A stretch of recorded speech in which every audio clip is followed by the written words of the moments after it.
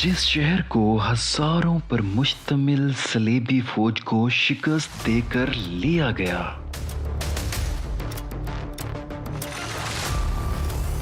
उसी शहर को तख्त की हवस ने कैसे दुश्मन के कदमों में डाल दिया। सुनिए वो हकीकत जिसे ज्यादा लोग नहीं जानते।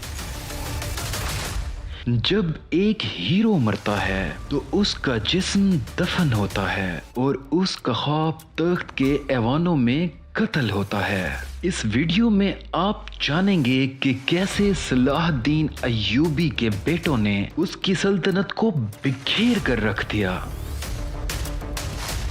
माय इनक्विजिटिव व्यूअर्स, मैं हूं सलमान महमूद। हिस्ट्री पोस्टमार्टम की आज की इस वीडियो में आप यही सब कुछ देखेंगे।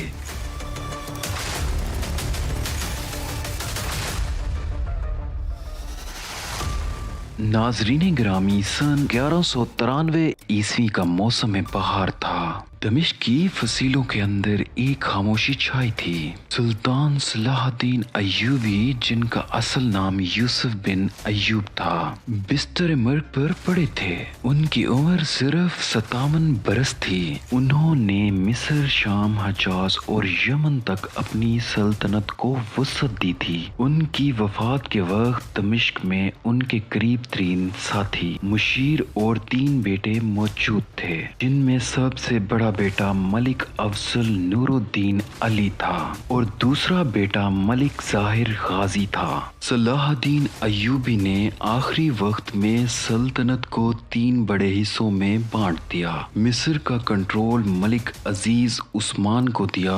दमिश्क और इसके गर्दोनवा मलिक अफजल को मिले। हलब और शुमाली शाम का कंट्रोल मलिक जाहिर गाजी के पास गया।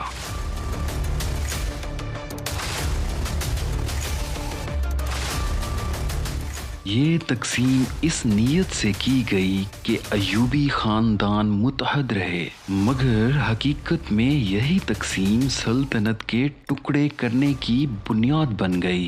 सन 1193 में सलाहुद्दीन अय्यूबी के इंतकाल के बाद आलम इस्लाम में एक खलासा महसूस हुआ। दमिश्क में बड़ा बेटा मलिक अफजल नूरुद्दीन अली तख्त नशीन हुआ। चूंकि बैतुल मक़दस दमिश्क के तहत था, इसलिए कुदस का इंतजाम मलिक अफजल नूरुद्दीन अली के पास गया। मिस्र में दूसरा बेटा मलिक अजीज उस्मान तख्त पर बैठा। हलब में तीसरा बेटा मलिक जाहिर गाजी तख्त नशीन हुआ।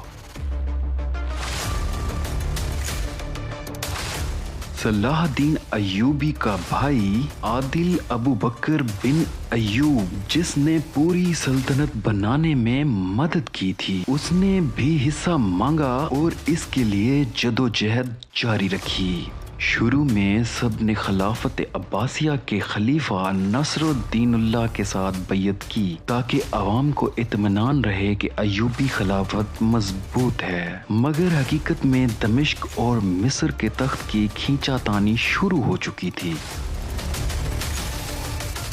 सुल्तान अफजल कमजोर हुक्मरान साबित हुआ। उसे दमिश्क की अवाम और उमरा ने भी मजबूत हुक्मरान ना माना, जबकि सुल्तान अजीज उस्मान मिस्र में ताकतवर हुक्मरान था। उसके पास पैसा, फौज, बेड़े सब थे। वो दमिश्क भी सुल्तान अफजल से लेना चाहता था, ताकि सुल्तान सलाहुद्दीन अय्यूबी की असल ताकत अपने हाथ में रख सके। आदिल अबू बकर बिन अय्यूब, जो सलाहुद्दीन का भाई था, उसने भाइयों के दरमियान इख्तलाफ को मौका गनीमत जाना और उसने कभी सुल्तान अफजल का साथ दिया तो कभी सुल्तान अजीज को उकसाया। 3 साल में अय्यूबी सल्तनत की असल ताकत दमिश्क, काहिरा और हलब में बंटकर रह गई। उसी दौरान सलेबियों ने खुफिया मिशन शुरू किए। यूरोपी बादशाह फ्रेडरिक तोम ने मिस्र और दमिश्क में एलची भेजना शुरू कर दिए।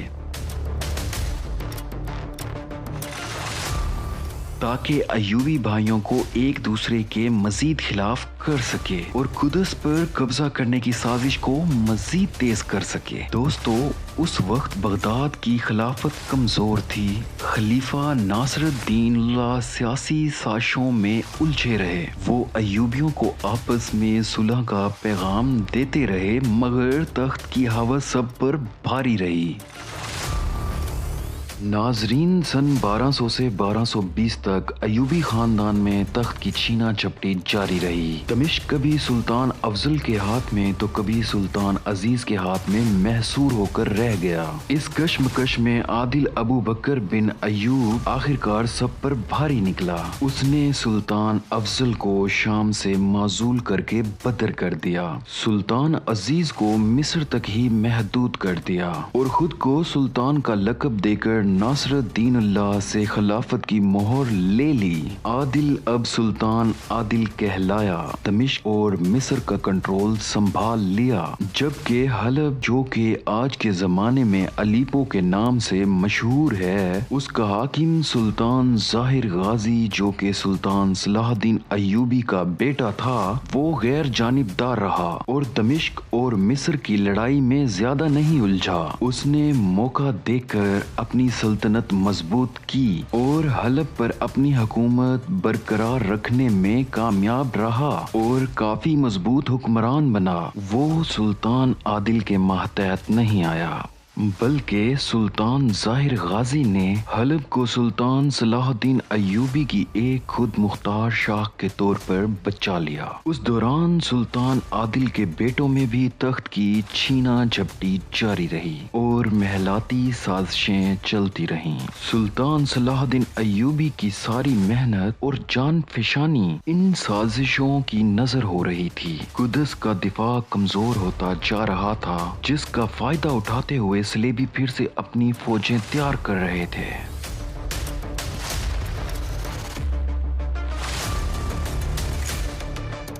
یورپ میں پوپ نے نئی صلیبی جنگ کا اعلان کر دیا تھا۔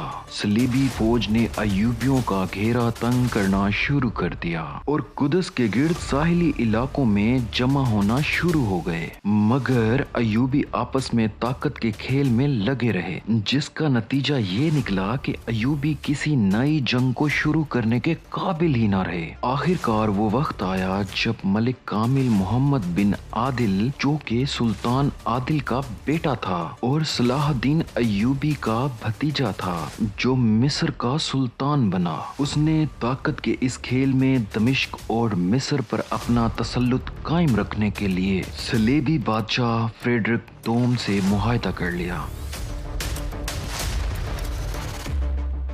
بہرحال صلیبی بھی تو صلاح الدین ایوبی سے پچھلی کروسیڈ جنگیں لڑ کر کمزور ہو چکے تھے، لیکن ایوبی جانشین تخت حاصل کرنے کے اس کھیل میں صلیبیوں سے کچھ زیادہ ہی کمزور ثابت ہوئے۔ سن 1229 میں بیت المقدس دوبارہ بغیر جنگ کے صلیبیوں کو دے دیا گیا۔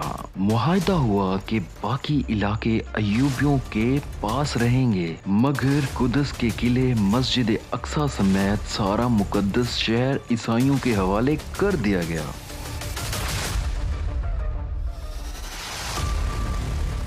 عالم اسلام میں بے چینی پھیل گئی۔ دمشق کے علماء نے فتوے دیے کہ قدس کو یوں چھوڑ دینا گناہ عظیم ہے، مگر ایوبی سلطان کامل نے طاقت بچانے کے لیے قدس بیچ ڈالا۔